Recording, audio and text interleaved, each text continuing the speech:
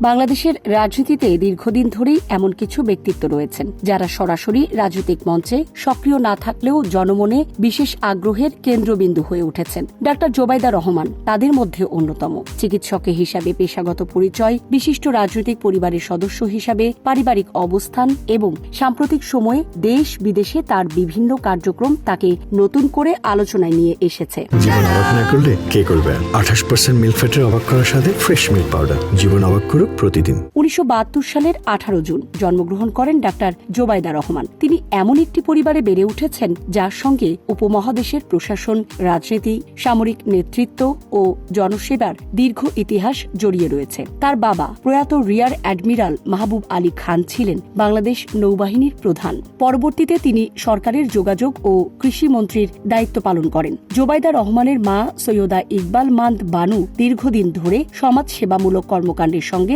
যুক্ত। তার প্রতিষ্ঠিত স্বেচ্ছাসেবী সংগঠন সুরভি সুবিধা বঞ্চিত শিশুদের কল্যাণে কাজ করে আসছে। পারিবারিক পরিবেশ থেকেই মানবিক ও সামাজিক কর্মকাণ্ডের প্রতি জোবাইদা রহমানের আগ্রহ তৈরি হয়েছে বলে ঘনিষ্ঠজনেরা মনে করেন। পারিবারিক ঐতিহ্যের দিক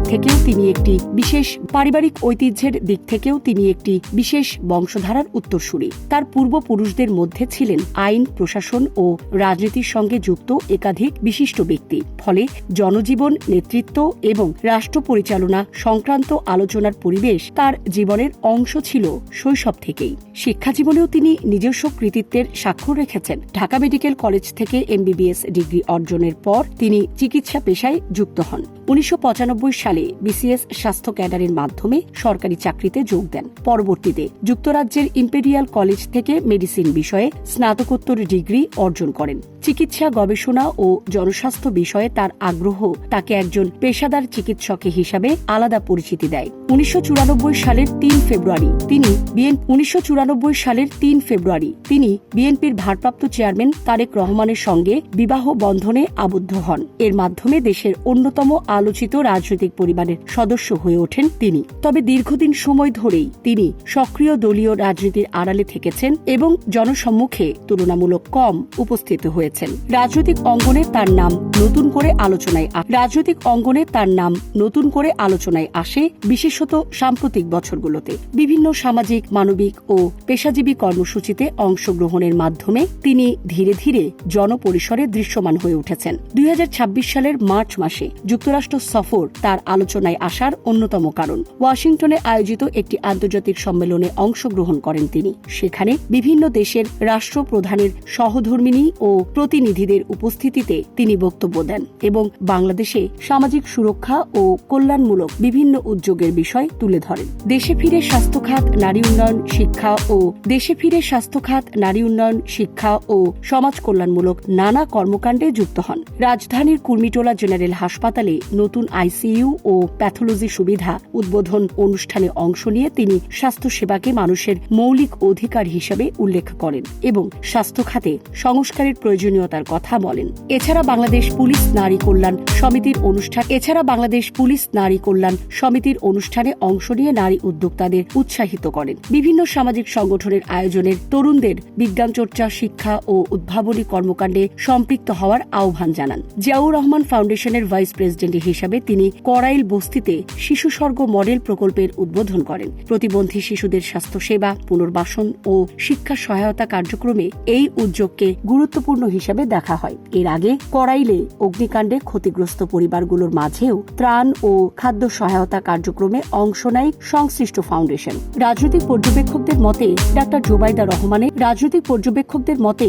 জোবাইদা রহমানের সবচেয়ে আলোচিত বৈশিষ্ট্য হল দীর্ঘ সময় জনদৃষ্টির আড়ালে থেকেও জন আগ্রহ ধরে রাখা। তিনি নিয়মিত রাজনৈতিক বক্তব্য দেন না, সংবাদ সম্মেলনে খুব কম অংশ নেন এবং সরাসরি দলীয় পদ গ্রহণেও অনাগ্রহী। ফলে তাকে ঘিরে এক ধরনের কৌতূহল তৈরি হয়েছে, যা অনেকের মতে তার ব্যক্তিগত জনপ্রিয়তার একটি কারণ। 2008 সালে তারেক রহমান চিকিৎসার জন্য যুক্তরাজ্যে গেলে জোবাইদা রহমানও সেখানে চলে যান। পরবর্তী দীর্ঘ সময় তিনি পরিবার, চিকিৎসা পেশা এবং ব্যক্তিগত জীবনের দায়িত্ব একসঙ্গে সামলাচ্ছেন। রাজনৈতিক অস্থিরতা, মামলা মোকদ্দমা ও দীর্ঘ প্রবাস জীবনের মধ্যেও তিনি প্রকাশ্যে খুব কম প্রতিক্রিয়া জানিয়েছেন। অনেক বিশ্লেষকের মতে এই সংযমী অবস্থানই তার জনভাবমূর্তিকে আলাদা মাত্রা দিয়েছে।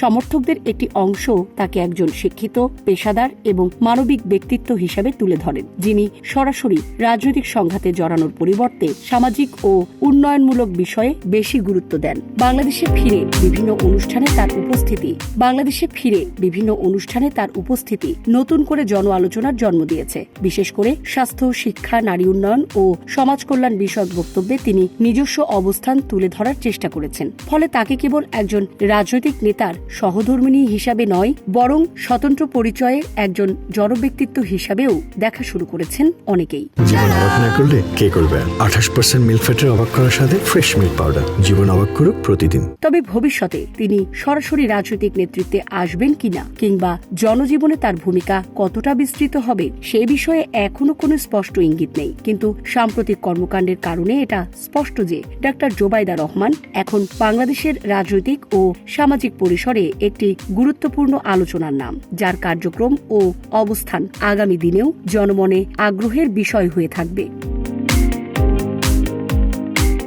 সামরিনা প্রীতি, ঢাকা এক্সপ্রেস।